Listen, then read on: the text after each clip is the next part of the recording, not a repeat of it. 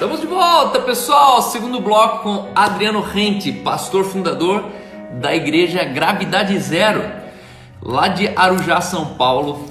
Primeira parte aqui, ó, confere depois. Primeira parte ele conta como Jesus entrou na história dele. E nos anos 93 ele passou por Nova Era, um ano de centro de Umbanda. Foi o cara que procurou Jesus em um monte de lugar onde ele acreditava que havia Deus, até que um dia ele tropeçou numa mulher cheia de espírito, cheia do Espírito, e foi fruto do estudo bíblico. Foi fruto do estudo bíblico nos anos 90 do Atletas de Cristo que Adriano conheceu a Cristo. Então, Deus é lindo, né, pessoal? Imagine que... Fala, mano. Voltamos? Voltamos. Desculpa interromper, eu demoro um pouco sempre porque eu faço um postzinho, então já tá lá no meu feedzinho para deixar registrado aqui. Legal. E vamos que vamos, irmão. E aí você encontrou a evangelista? Encontrei a mulher da saia, cara. Pensa nos cara maluco de crente. E aí foi aquela coisa, ela falou, meu, não sai daí, né? Foi dia 11 de fevereiro de 93, foi o dia que eu tive o meu choque, né, cara? Foi fantástico, foi absolutamente insano. Eu tava lá no limiar dos meus dias, cara. Eu sabia que daquele dia eu não ia passar, e eu liguei esgoelando, chorando, morto, sabendo que eu ia fazer uma bobagem, que daquele dia eu não ia passar. Ela falou, não sai daí. Não, eles moravam, eu não saberia dizer para vocês aí uma distância, mas uma distância grande da onde nós morávamos, né? Você era de Guarulhos, né? Você era de Guarulhos? Eu era de Guarulhos, eles eram de Ermelino Matarazzo. Eu não sei se você conhece bem São Paulo. E para se movimentar em São Paulo não é fácil. É longinho. E aí teus pais nessa época eram católicos, evangélicos? Sim, católicos. Meus pais estavam só observando, né? Mas até então eu não tinha muitas mudanças. Dentro desse período, um dia, tudo acontecia, sabe? Antes desse dia 11 de fevereiro de 93, na minha luta para encontrar Jesus, tudo acontecia. Nesse período em que eu fiquei dentro desse grupo familiar, vamos chamar assim, nesses 6 meses, as coisas potencializaram muito. Então, todas as vezes que eu saía, dava briga, dava treta. Eu nunca fui de briga, cara. Apesar de, né, ser difícil. E tal. Eu não te imagino brigando, não. Então, cara, eu nunca fui um cara de arrumar problema, mas teve uma vez, eu fiquei 3 meses trancado em casa. Falei, eu não vou me drogar, eu não vou beber. E, cara, eu morava no centro de Guarulhos, eu ouvia, né, o barulho da rua, eu chorava. Os caras me ligando, Adrianão, vamos, cara, tem festa aqui, tem festa ali. Mano, falando, cara, eu não vou sair. Os caras botando pressão e eu não vou sair, não vou. Eu fiquei trancafiado, lutando, mas era uma luta na carne. E, cara, para quem tinha uma vida de sexo quase diário, droga, bebida, farra, eu estava conhecendo Jesus, mas eu não tinha nascido no Espírito. Então era uma guerra, cara, uma guerra na carne violentíssima. Os meus pais começaram a perceber isso, eles começaram a valorizar, né, isso. Mas como eles já tinham visto, eu me metendo... Pra você ter ideia do nível de nóia que eu tinha uma imagem de Santa Rita de, sei lá, 60 centímetros. Cara, eu dormia abraçado nela. Tamanho era o meu desespero. Tô falando pra você, cara. Era muito desespero, cara. Eu tinha visões, eu não dormia. Eu era atacado durante a noite fisicamente, cara. Não dá para te contar tudo aqui, mas a parada era muito séria, muito séria. Eu simplesmente não dormia. Eu trocava a noite pelo dia, eu não dormia. Eu fazia oferenda no meu quarto. Assim, cara, umas coisas muito rudes, cara, que não dá nem para falar aqui. Mas, enfim, esse dia 11 de fevereiro de 93, eu cheguei e falei, olha, ou esse Jesus é real, ele existe, e eu creio que ele existe, mas ele se manifesta a mim, ou eu vou morrer. Não tem jeito, eu não estou conseguindo romper, tem alguma coisa que... Ou eu vou morrer. Bom, beleza. Os caras largaram tudo e foram para o lugar onde nós nos reunimos, que era a casa desse surfista e tal, que é meu brother e tal, até hoje. Arquiteto também. E aí, meu, cara, foi uma coisa insana. A coisa mais sobrenatural que já vi na minha vida. Eles começaram a orar por mim, Cal. Cara, eles começaram a orar por mim. É duro, cara, falar, dá um negócio na minha garganta, mas ela começou a falar coisas assim, cara, que só eu e Deus sabia. Era só eu e Deus. E era um momento de desespero profundo, profundo, profundo. Bom, foram meia hora ali de oração, Deus falando comigo. O próprio Jesus falando comigo, cara. Eu fiquei meia hora assim, ó, jogado no sofá. Eles tiveram que me levar carregado para o carro e me levar para casa. E uma das coisas assim que Deus me disse é assim: você já procurou vários médicos porque você não dorme. E você é um jovem de só 23 anos. Uma das coisas que vai te mostrar que eu sou Deus é que hoje você vai dormir. Beleza, dentro do universo de coisas que Deus falou, aquilo passou desapercebido para mim, né? Eu estava sentindo uma visitação, meu corpo queimava inteiro. Meu, eu tremia inteiro, parecia, era um negócio sobrenatural. E detalhe, 11 de fevereiro de 93, eram 7 dias antes do carnaval. Cara, carnaval para mim, velho, carnaval para mim era esbórnia. Eu já tinha 7 caixas de cerveja comprada, uísque, tava tudo ajeitado, já tava tudo no esquema. A gente ia passar carnaval em Ilhabela com os brother. Pensa no que deu, cara. Bom, vamos lá. Aí, os caras me levaram para casa, morto. Cheguei em casa, tipo, sei lá, 8, 9 horas da noite, morto. Velho, deitei. Deitei, beleza. Daqui a pouco, eu acordo e eu dormia de luz acesa. Eu dormia de luz acesa, anos. Sabe? Eu não consigo conceber hoje dormir de luz acesa. Hoje, se o meu celular pisca, eu acordo. Eu dormi anos de luz acesa. Então, eu acordei e já fui procurando, metendo a mão no interruptor. Acordei, bati no interruptor, não apagava, não apagava. Na hora que eu olho para a janela, era dia. Ou seja, eu tinha dormido, cara, a noite inteira. E aí eu lembrei da hora. Olha, cara, eu tô todo arrepiado aqui. Eu lembrei na hora o que Deus me falou. Pode parecer bobo, cara, mas você não dormir é uma coisa muito, muito absurda, sabe?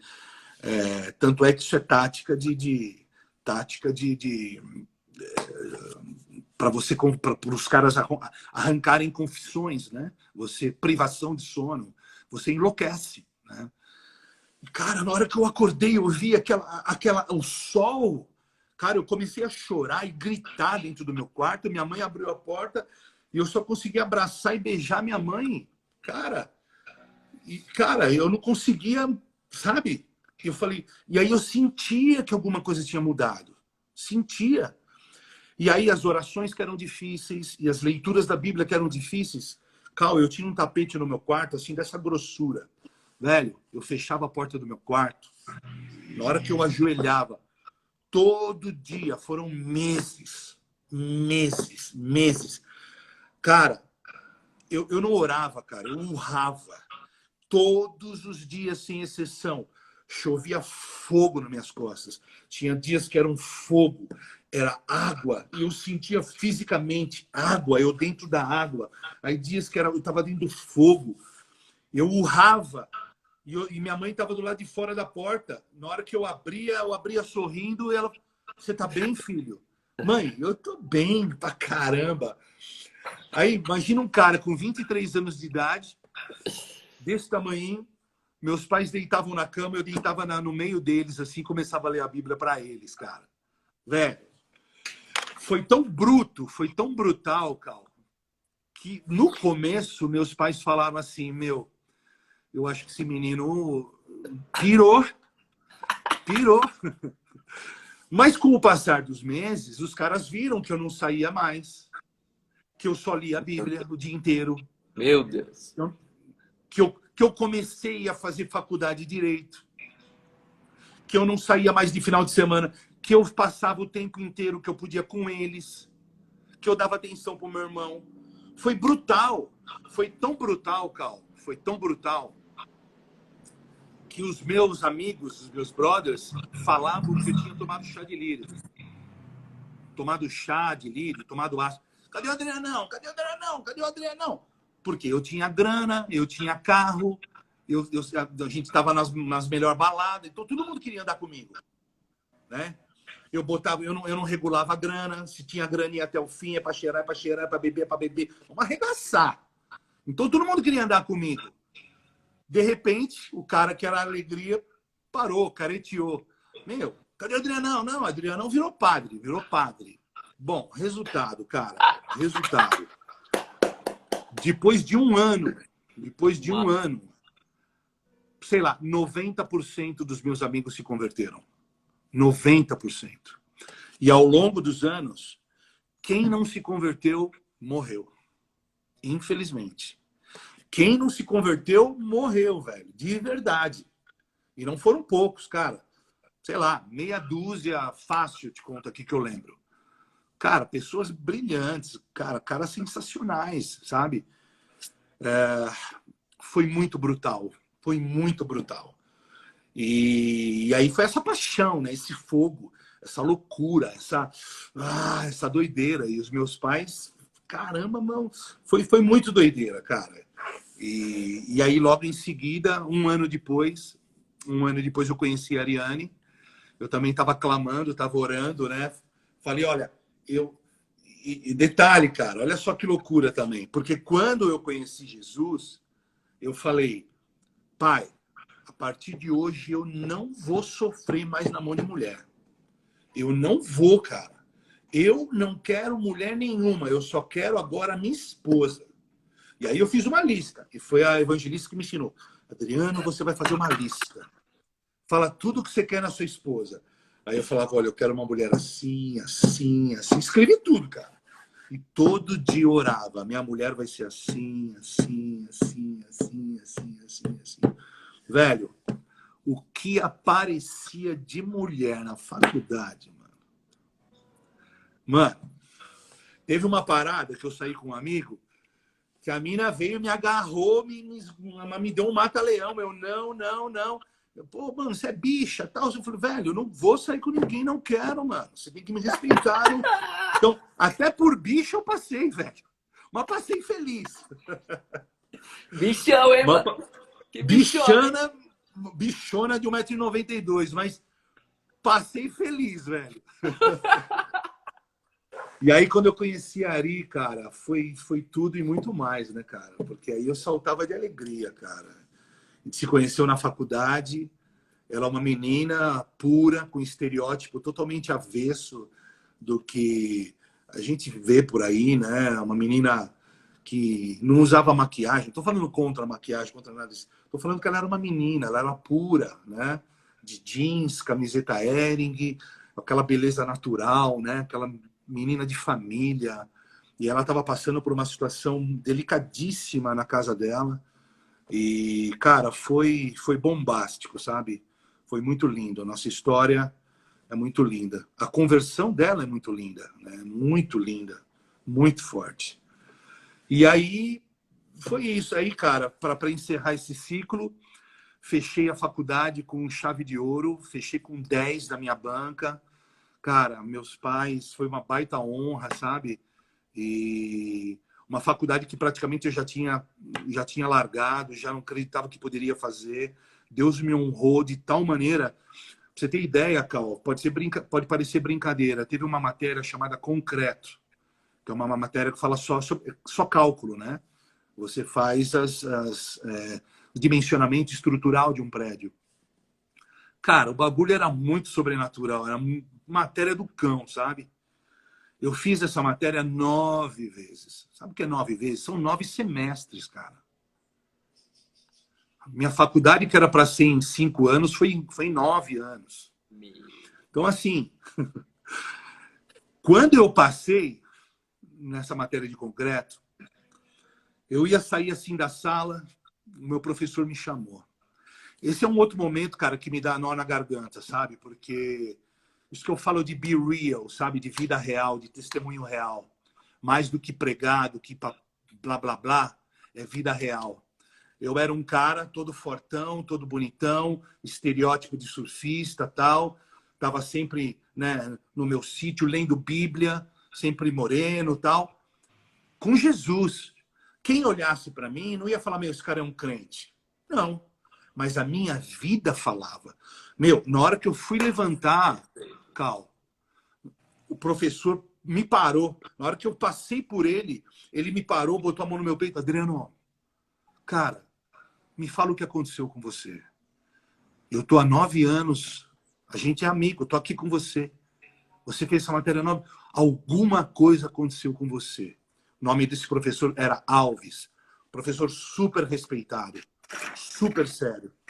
Eu falei assim para ele, Alves, você acredita em mim se eu te falar algo que para você possa parecer loucura? Ele falou, claro. Ele falou, cara, eu conheci Jesus. Jesus mudou a minha vida. Os olhos desse cara marejaram, cara. Marejaram, ele veio e me deu um abraço. Eu não sei o que essa semente possa ter feito na vida desse cara. Mas esse cara conviveu comigo 9 anos. Meu Deus. E aí, cara, sem palavra alguma, esse cara me deu um abraço. Os olhos dele marejaram, falou, eu creio. Então isso é muito forte, sabe? Essa passagem para mim, Uau. né? Essa questão do be real, eu tenho isso até como hashtag da nossa igreja. É mais do que muito discurso, mais do que muito blá blá blá, o que eu creio é no testemunho, é na vida real, saca?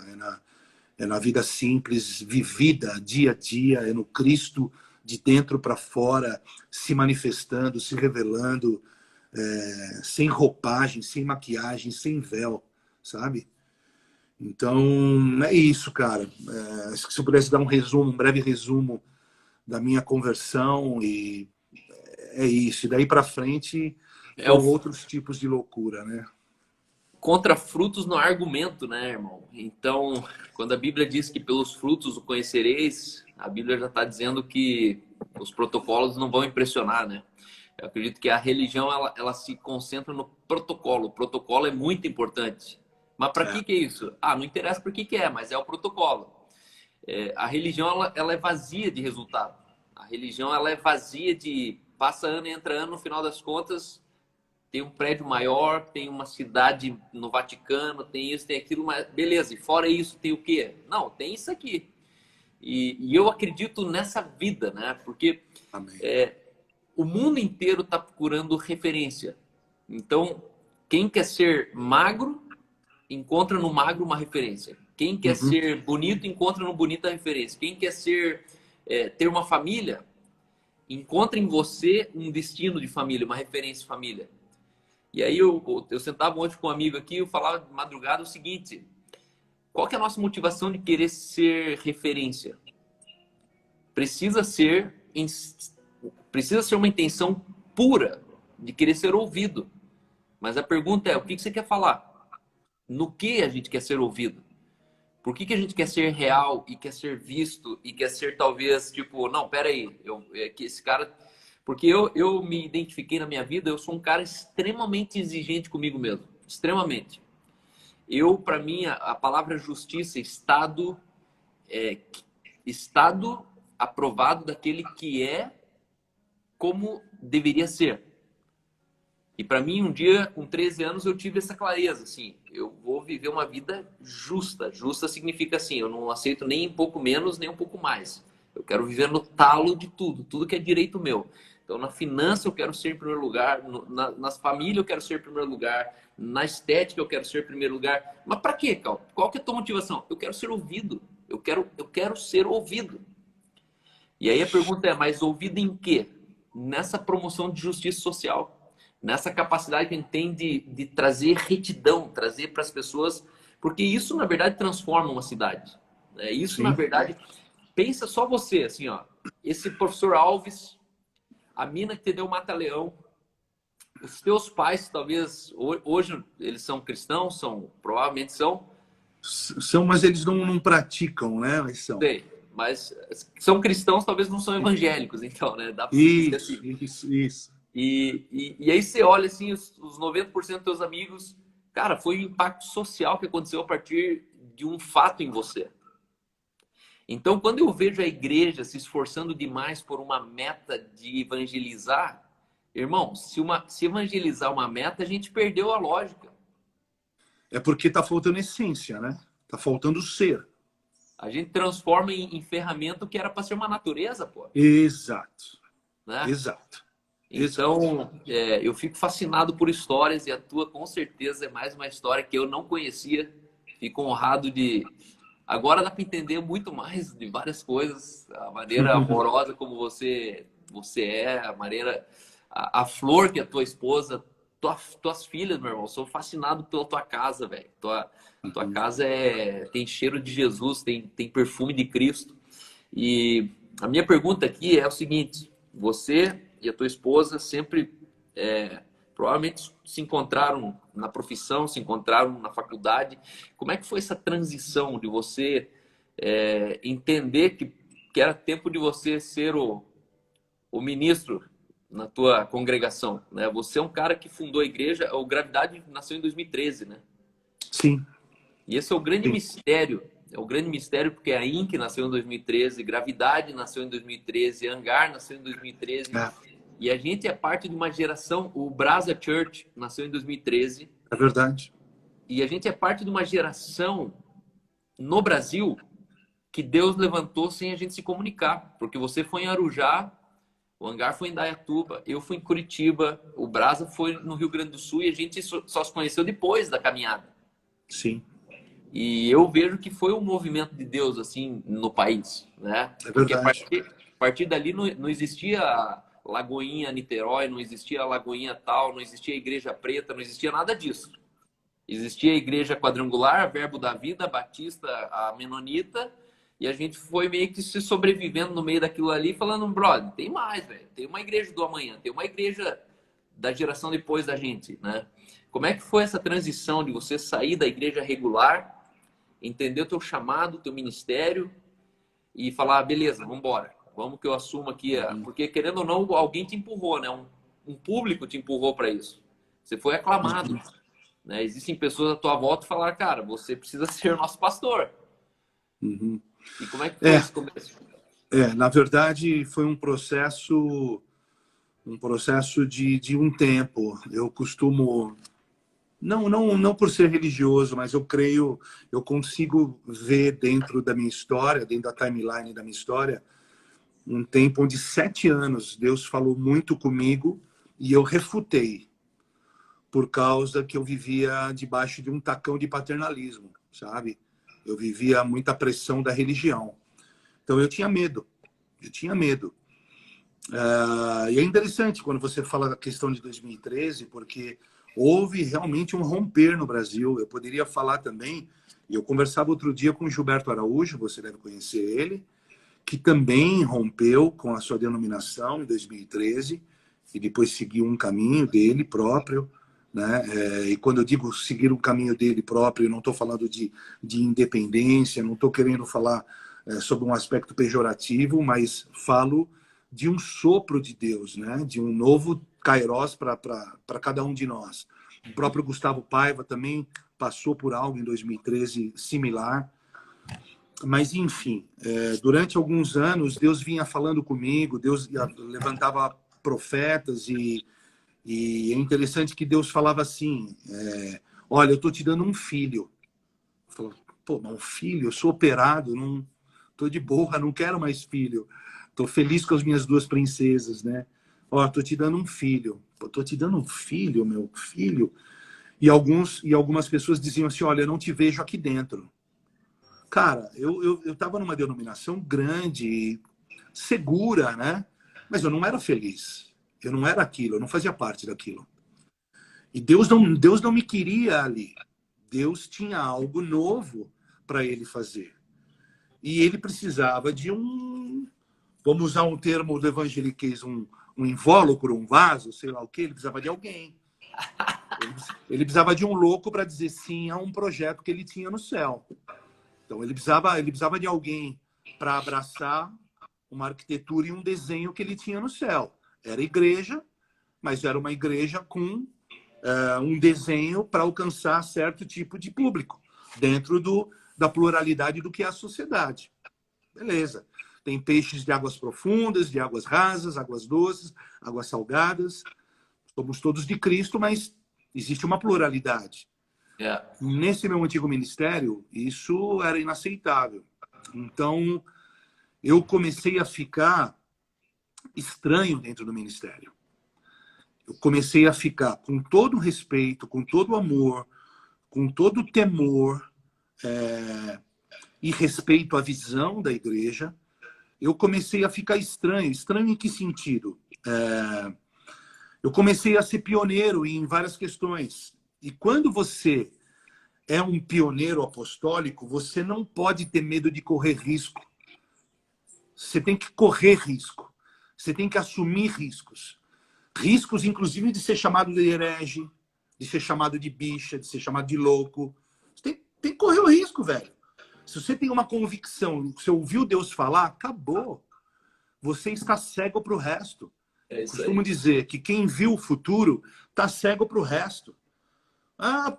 Velho, eu sei para onde eu estou indo, acabou. Você pode falar o que você quiser, você pode botar um revólver na minha cabeça, não vai disparar. Não, não vai disparar. Velho, faz o que você quiser. E assim, cara, eu sabia o que Deus tinha para mim. E sem ferir a visão, eu fui sendo um cara que implementava coisas dentro de um ministério absolutamente tradicional. Então, por exemplo, há 10 anos atrás, 12 anos atrás, eu fui um dos primeiros caras no Brasil, estou falando de 12, 13, 14 anos atrás, talvez, que começou a fazer as traduções do primeiro álbum de Jesus Culture, dos primeiros álbuns de coisas mais, sabe, um pouquinho mais fora da caixa, né? E quando eu trazia para a igreja, cara, era bombástico. Era como se o público estivesse dizendo assim, mano, é isso. É isso. Onde você descobriu isso? Eu falei, não, é Deus que botou na nossa mão. E aí, o que acontecia, cara? Nós tínhamos, dentro dessa grande congregação, que você conhece, eu acho, uma vez por mês, a ceia de líderes. A ceia de líderes. Onde todo mundo se encontrava. E aí tinha lá 30 igrejas, e aí chegava as black sheeps, né? Chegava uma galera de Arujá. Cara, os caras tudo tatuado. Detalhe, não tinha tatuagem. Os caras tinham piercing, tatuagem, os caras eram do reggae, banda. Cara, tinha banda de reggae, banda de hardcore, banda de punk. Eu não escolhi, para mim, na minha cabeça, eu era um pastor de casais. De repente, eu abro a igreja, começou a chegar um monte de louco, eu comecei a amar os caras. Né? Os caras tudo quebrado, tudo destruído. Alguns deles fugido de igreja, expulso de igreja. Cara, eu só amei os caras. Só amei os caras. E esses caras se tornaram uma bomba, poderosos em Cristo. Bom, detalhe, cara, quando a gente ia para essas reuniões, na grande sede, nos ajuntamentos solenes, velho, a gente destoava. Por quê? Porque os caras tinham o meu DNA. Todo mundo olhando estranho para nós, e a gente ia lá, abraçava, beijava, orava, impartia, fogo descia, profetizava. E aí não tinha o que falar, velho.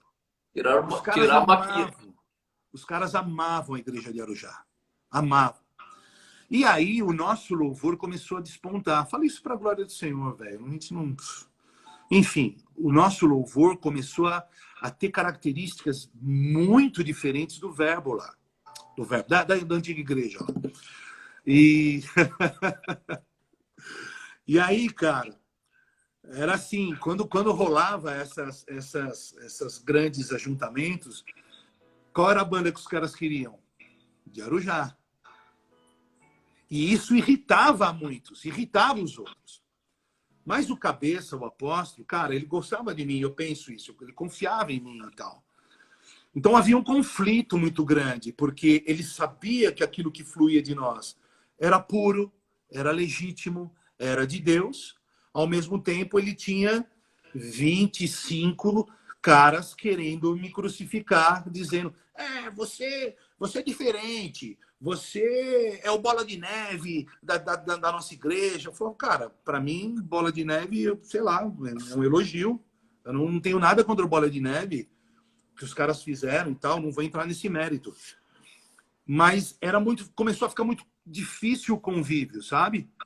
E, por exemplo, célula na rua, fomos nós que começamos a fazer, sabe? Chegava na praça, nos lugares mais degradados da cidade, metia os tocheiros, fazia uma roda, violão, e aí vinha os loucos lá e se convertia, né?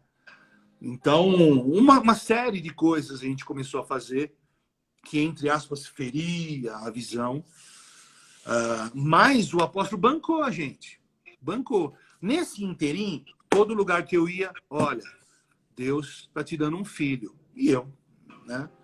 E aí o negócio começou a apertar. Ó, não te vejo nesse lugar. Deus vai te tirar desse lugar. Não, imagina, tá amarrado, cruz credo. Não, isso é minha casa. Eu tinha medo, cara. Eu tinha medo. Eu vivia debaixo de um tacão de paternalismo. Eu tinha medo. E aí, para mim, o que aconteceu? Deus precisou me ensinar a ouvir dele. Porque poderia aparecer qualquer um, velho, que eu refutava.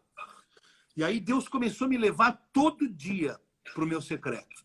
Todo dia. E ele me falava no livro de Ezequiel. Ele falava assim: o meu chamado para você é o chamado de Ezequiel. Você vai falar para dentro. Você não vai falar para fora. Você vai falar para dentro. Quem te ouvir não vai gostar. O nome da minha rede era Atalaias. Eu tinha um sonho uma vez, eu estou misturando as histórias. Eu tinha um sonho de conhecer o Dan Duque. Um dia Deus preparou isso. E aí, cara, esse cara me pegou de um jeito e ele falava assim para mim: você vai pregar e eles não vão gostar. Eu falei: pô, mas isso é bom ou é ruim? Ele falou assim: você vai pregar e eles não vão gostar. É isso mesmo, muito bom. E papapá. E depois eu fui entender que realmente é o meu chamado, é um chamado de Ezequiel. Muitas vezes eu começo a pregar e eu falo: Deus, eu não vou pregar isso, né, meu? Eu não vou pregar isso. Não, você vai.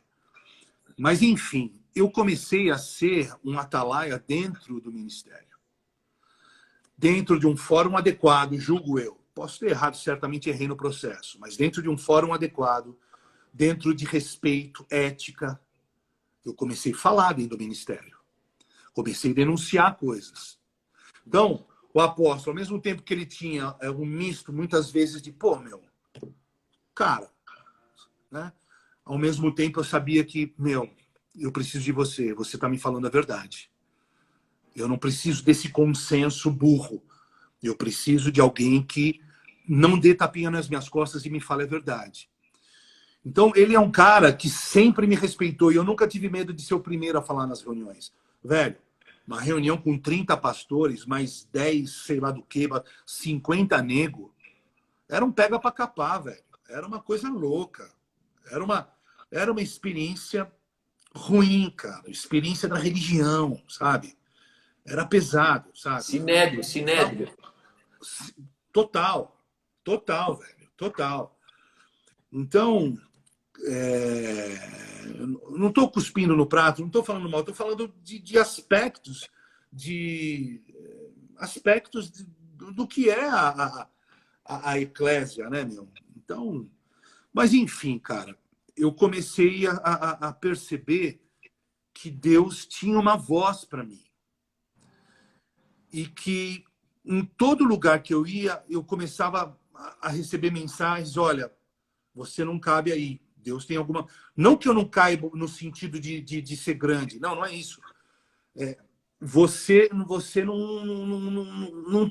faz parte disso. Entende? Você está destoando disso. Não que eu seja melhor, não é nada disso. Eu só não faço parte de. Entendeu? Eu tenho algo para você fazer que não é aqui. Não é questão de ser melhor nem pior. Eu tenho um desenho para você que não cabe nessa arquitetura que eles vivem.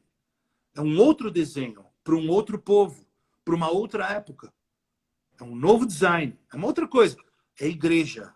Não estou falando que Deus inventou a roda. Não é nada. Você entende o que eu quero dizer. Enfim. E aí Deus começou a me pressionar. Começou a falar mais.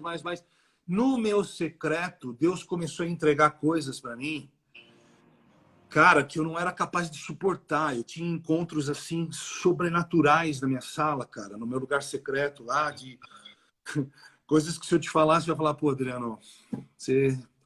coisas muito particulares e muito fortes, cara. Tudo isso foi me dando força. Uma força poderosa, porque eu sabia que meus ouvidos estavam absolutamente sintonizados, porque essa foi a minha maior oração sempre. Porque no começo da minha conversão, eu fui vítima de profetas. Uma das minhas maiores orações, essa foi minha segunda maior oração. Deus, eu não quero ouvir de pessoas, eu quero ouvir de você. Eu quero que o Senhor fale comigo. E naquele tempo, naqueles 7 anos ali, ó, Deus falou comigo, Cal, todo dia. Experiências sobrenaturais, cara. Sobrenaturais. Coisas que um dia eu te conto no particular, muito sobrenaturais. Meu ouvido ficou sintonizado, meu espírito ficou forte, eu fiquei cascudo. Naqueles encontros diários, eu fiquei cascudo, sintonizado. E aí Deus começou a olhar para mim e ver... Olha, é ruim falar isso, né? Mas é minha leitura. Deus começou a olhar para mim e ver que eu seria louco o suficiente para ele falar para fazer alguma coisa e eu fazer. Isso, e tem uma palavra no grego que chama-se teleiosis, que é, em resumo, é como se Deus olhasse do céu e encontrasse no homem um resumo, um conjunto de coisas onde ele pudesse dizer assim, o que eu botar na mão desse cara, ele faz. Isso chama-se teleiosis. E aí, cara, começou a doideira, porque Deus começou a me mandar fazer umas coisas loucas e eu fazia. E eu fazia. Até que chegou um dia que... Isso para resumir, né? Para resumir. Chegou um dia, dia 12 de dezembro de 2013. Já era final de 2013. Várias pessoas já tinham se levantado, eu tinha sonhos. Mas nesse dia, no meu secreto, Deus falou assim para mim, hoje eu te calo diante deles. Saia. Ou seja, eu era uma voz lá dentro. Hoje eu te calo diante deles. Saia. Saia. Cal, eu tenho 3 cadernos de 200 folhas. 3 cadernos de 200 folhas. Com tudo o que Deus me falou, dia, hora, data, a história de como aconteceu. A história. Profetas que se levantaram, sabe? Então foi um patchwork, uma coxa de retalhos que se juntou perfeitamente. E no dia 12 de dezembro de 2013, Deus pôde falar para mim, enfático, categórico, acabou. Pá! Eu levantei, chamei a Ariane. Ariane, Deus falou isso para mim. Estamos fora. Ela disse, amém, amor. Acabou. Dia seguinte, eu não fiz trama nenhuma, eu não pensei em nada, eu não esquematizei nada. 8 da manhã, do dia seguinte, eu estava na igreja, chamei o apóstolo, comuniquei e, velho, entreguei. Acabou. Aí eu conheci o lado negro da religião. Aí, amigão. Aí dá pano pra manga, hein? Diz que a religião é igual ao divórcio. Você ama, casa com quem você ama e divorcia com quem você conhece. Você conhece com quem você divorcia. É bem por aí. Cara, pensa, velho. Pensa. O show de horrores que eu e minha família passamos por 1 ano, 2 anos, e até hoje chegam loucuras, né? Mas havia muita paz, muita convicção. Deus nos protegeu em todo o tempo. É uma história dura, mas bonita, uma história alegre, feliz, mas dura, muito dura. Tua frase, ela resume tudo. Quem enxerga o futuro fica cego para qualquer outra coisa. É isso aí. Graças a Deus por isso, porque eu acho que é interessante falar isso, porque eu creio que essa congregação, essas 50 pessoas que me escutam aqui todo dia, são pessoas que termina a live aqui e eu acabo atendendo várias questões aqui, né? E a principal delas é essa. Como que eu faço para entender o que é Jesus e o que é religião? Porque, na verdade, a religião ela vem com cara de aleluia, né? Ela vem com cara de piedade. Você fala, meu Deus, eu não vou tocar no ungido, não vou tocar na noiva, não vou tocar... E no final você fala, pô, a noiva não faz isso comigo. O ungido não faria isso comigo, né? E eu gosto muito da tua história, porque a tua história é exatamente esse louco que virou a mesa, né? Eu sou esse também, né? Aqui na minha cidade. Eu decidi ser mártir do futuro, não ser um mártir pelo passado, né? Eu não quero morrer depois do passado. Eu quero, talvez, ser a matéria-prima que pavimente o futuro dos meus filhos, né? E, cara, é maravilhoso, né? Quando eu olho tuas filhas ali, cara, quando eu vejo que você vai casar tuas filhas em breve, né? Eu vejo elas viraram mulher, né, cara? Eu fico pensando o quanto de anos a gente abreviou de resenha na vida dos nossos filhos, né, cara? Verdade. Tipo, pensa que tua filha vai casar e amanhã ela vai continuar fazendo o ministério que ela viu você fazendo e falou, não, é isso aqui, ó. Ela não precisa ficar procurando no meio do palheiro aonde que tem agulha de verdade, né? Onde que é alguma coisa de verdade, né? E eu acho que esse é o esforço. Me permita fazer um parênteses, desculpe te interromper, mas eu acho importante isso que você falou. Uma das minhas orações, olha como Deus é bom, uma das minhas orações também mais veementes foi a seguinte: eu quero que as minhas filhas sejam mulheres de um homem só. Mulheres de um homem só. E hoje ambas fazem corte com aqueles que elas vão casar. Então eu estou vendo, a menos que alguma coisa aconteça, mas elas estão caminhando para que essa oração se torne concreta e verdade. Duas meninas bonitas, estudadas, inteligentes, uma vai estar encaminhando para o final da odontologia, a outra está indo agora, mês que vem, já estamos com dor no coração, vai estudar em Portugal, vai fazer pós em Portugal. O pretendente, né, o meu futuro genro, vai esperar uns 2 anos. Então, assim, eu vejo como Deus é bom. Eu vejo como Deus é bom, porque são os únicos homens que elas conheceram, cara. Os únicos meninos que elas conheceram. Um é filho de pastor, é o baterista do clipe que logo vocês vão ver. Um menino sensacional. O outro é o nosso filmmaker, um menino sensacional também.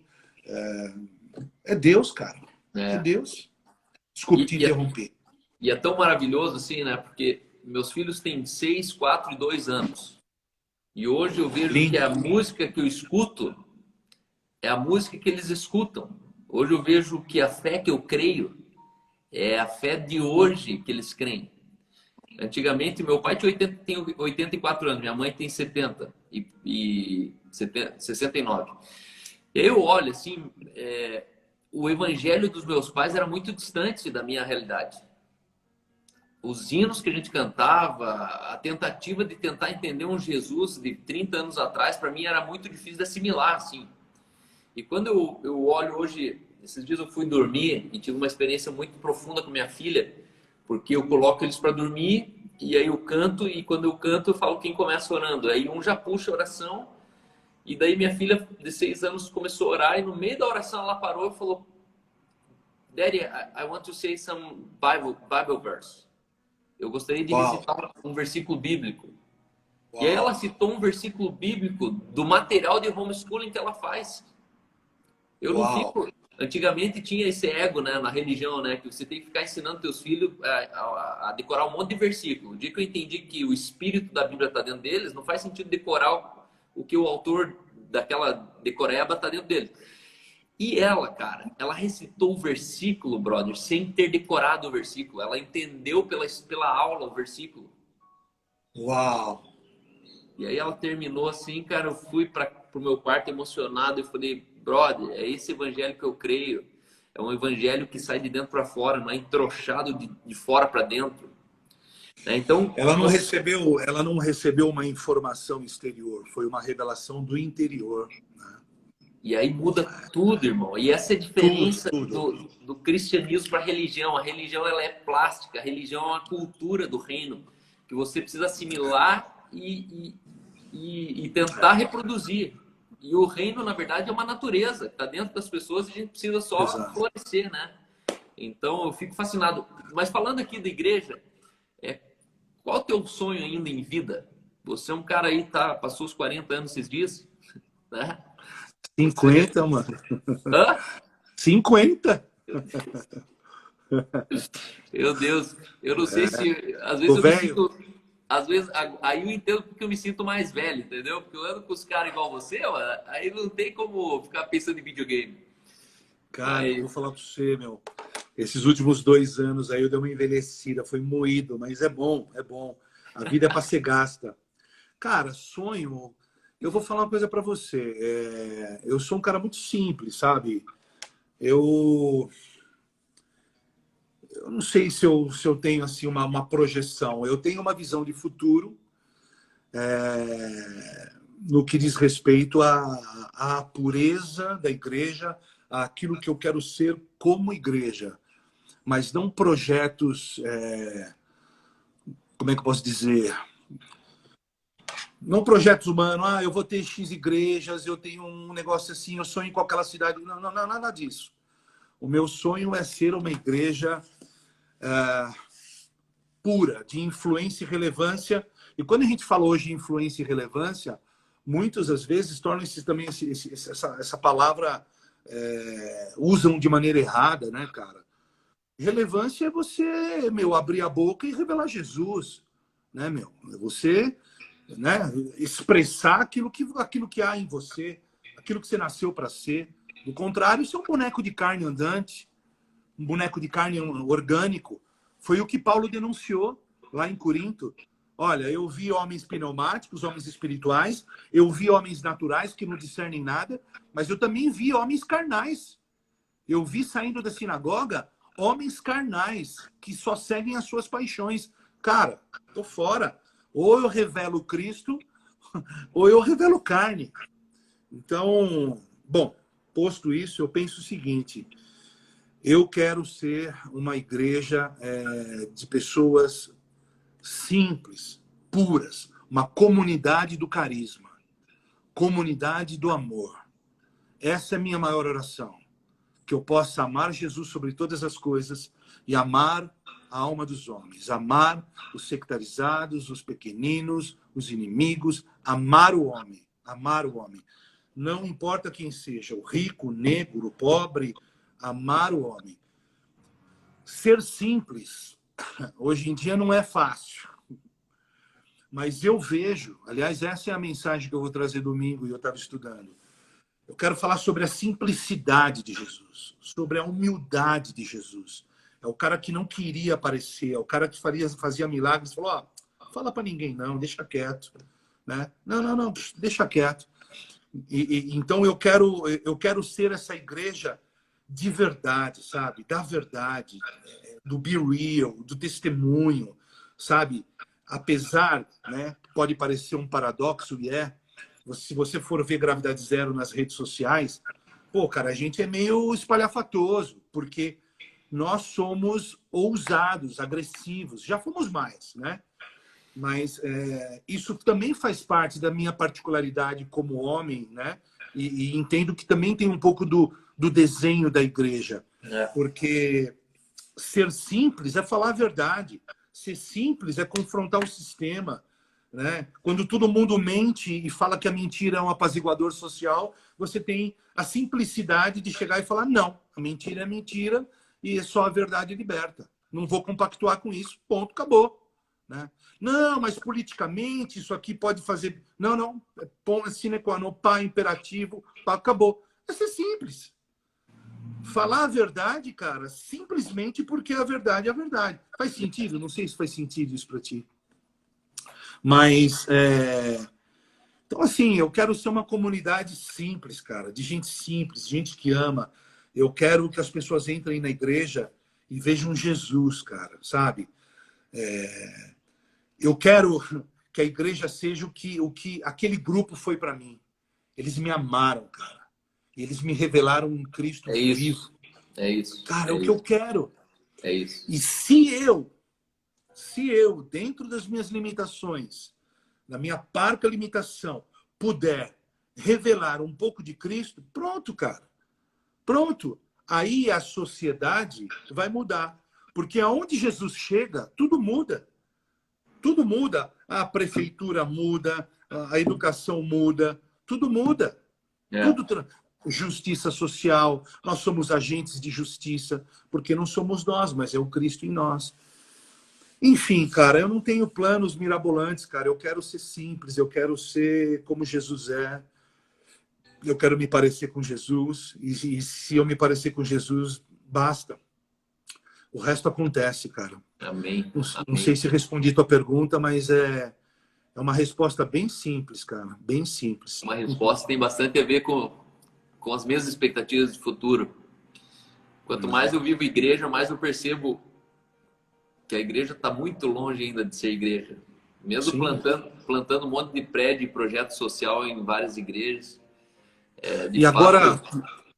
Essa palavra de comunidade ainda é um território inexplorável para a igreja. É verdade. E agora tudo vai ser ressignificado, né, Cal? Tudo mudou. Eu estou lá num prédio, eu olho para aquele prédio e falo, Deus, o que eu estou fazendo aqui? Eu não sei o que ele vai fazer, né? Mas alguma coisa nova ele está fazendo, né? É isso. Mas isso. Essa questão da comunidade é muito importante, né? Ser uma família, né? É isso que eu quero, cara. Simples. Quero ser simples. A igreja, ela confundiu movimento com igreja. E movimento não é igreja. Embora a igreja precise de movimento. Eu creio que foi um movimento que... Deus ele se move na terra por movimentos. Movimentos de evangelização, movimentos proféticos, movimentos apostólicos. Só que tem um problema.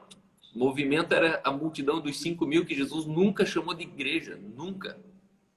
Jesus podia... Multidão por multidão, Jesus já tinha. A questão que ele não chamava de igreja. A gente chama. E a gente se ilude quando a gente tem 5.000 cabeças vindo domingo num quadrado, achando que aquela ali é minha igreja. Aquilo ali de igreja não tem nada. É verdade. Aquilo ali é um movimento social de uma cidade que tem data de validade. Nenhum movimento dura para sempre, nenhum apóstolo dura para sempre, nenhum prédio dura para sempre. Ao contrário, são movimentos que viram monumentos. E o fato é que igreja não tem nada a ver com endereço e a gente não entendeu isso ainda. Mas, cara, a parte aqui tá falando assim, ó, quando que sai um livro aí, pastor Adriano? E o Thiago Pedro tá falando, caminho com o apóstolo Adriano em gravidade, grande homem, pai, está nos enviando para o nosso destino. Cara, você acredita que tem um projeto? Tem um projeto de um livro, eu tenho escrito algumas coisas e... O Cristiano Miranda, né? Você sabe, meu paizão, ele tem me ajudado nisso. Eles têm uma editora, mas, cara, não vai ser bem orgânico, sabe? Tá.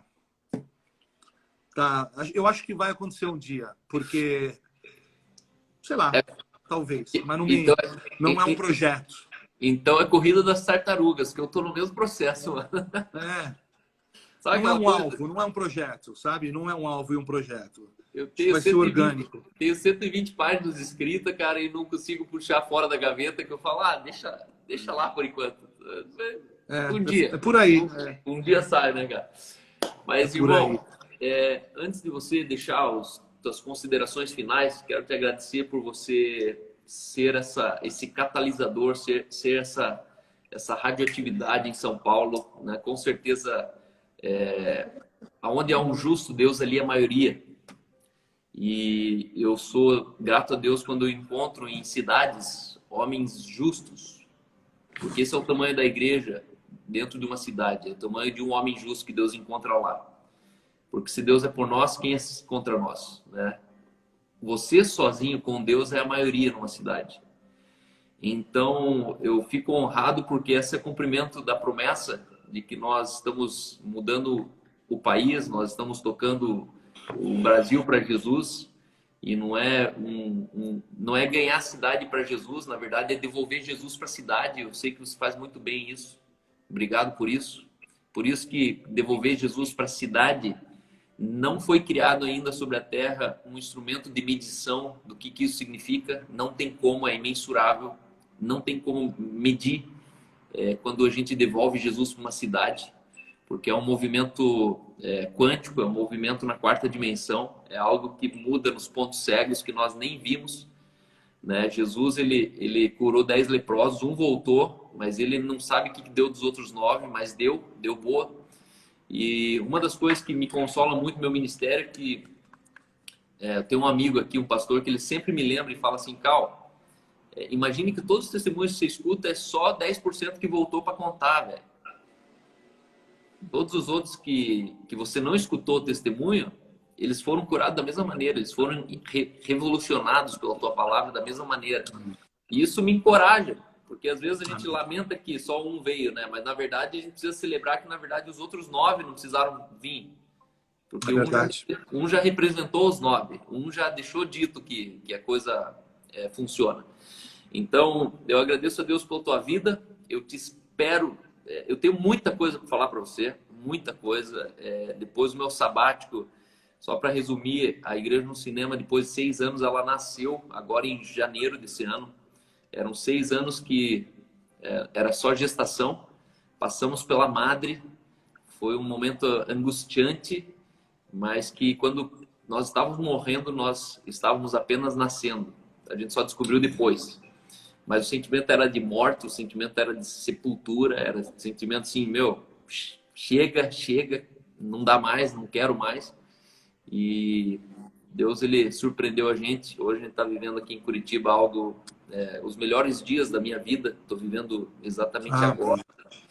E eu sei que eu tenho algumas respostas para muitos irmãos na fé, e um deles é você, no sentido de entender mais estrategicamente o reino de Deus, as movimentações, aonde pôr força, aonde tirar força. E com certeza eu aguardo ansioso literalmente a ceia e o vinho com você, tomar um bom vinho novamente. Eu estou estruturando a casa aqui e você é um dos caras que eu espero estar num domingo à noite ainda aqui ministrando todos os meus pastores, os meus backstagers, pessoas que são... Hoje eu tenho na Igreja no Cinema o Movimento e a Casa do Discípulo. E você é um cara que eu gostaria muito de estar aqui falando para a Casa de Discípulos, falando para a comunidade dos fiéis, aqueles que são builders, aqueles que estão com as mãos sujas de tanto trabalhar nesse reino. Então, tem 2 minutos ainda restantes, acabou de começar o countdown aqui, já bateu a 2ª hora já, eu nem vi passar a hora, mas deixei... É verdade, foi muito bom, cara. As considerações, irmão. Pode deixar que quando eu for para aí eu levo o vinho, vai ser um prazer. Cal, eu te amo muito, cara. Você é um amigo que Deus me deu. Amo sua família, seus filhos. Tenho acompanhado os meninos ali no motocross. Curto demais. Espero muito vê-los em breve. E, cara, eu sou teu servo, meu. Sou teu servo. É sempre muito bom estar com você. Fiquei feliz em ter podido te encontrar lá no Descend, a última vez que nós estivemos fisicamente juntos, né? E foi bom, cara, foi bom. E eu quero estar perto de você sempre, viu? Você sabe que você tem aqui um amigo, de verdade. Pode fazer prova disso. Amém. Viu? Obrigado, meu irmão. Então, um beijão na Aline, um beijão nas crianças. A Ari tá aqui. Ela não quer aparecer, mas dá só um tchauzinho aqui. Peraí. Fala, minha pastora. Deus abençoe. Tá tudo bem, e vocês? Tudo bem, graças a Deus. Saudade. Um beijo em todos. Em breve, verdade. Espero estar na mesa com vocês novamente. Vamos estar juntos, sim. Deus abençoe. Ela tá de dona de casa. Aí sim. Tchau. Obrigado, meu lindo. Te amo, viu? E tamo junto, irmão. Fica Obrigado firme. pela honra, tá? Valeu. Tchau, tchau. Beijo, eu que agradeço. Tchau, tchau. Beijo. Pessoal, o que dizer? O que dizer desse casal? O que dizer desse pastor? Gravidade Zero Church. Segue lá, 19 segundos. Deus abençoe vocês. Bom final de semana. Segunda-feira estou aqui de volta. Obrigado por compartilhar meu conteúdo. Obrigado por deixar seus comentários. Você faz parte de uma família. E vamos para cima. Bom final de semana. Tchau para vocês.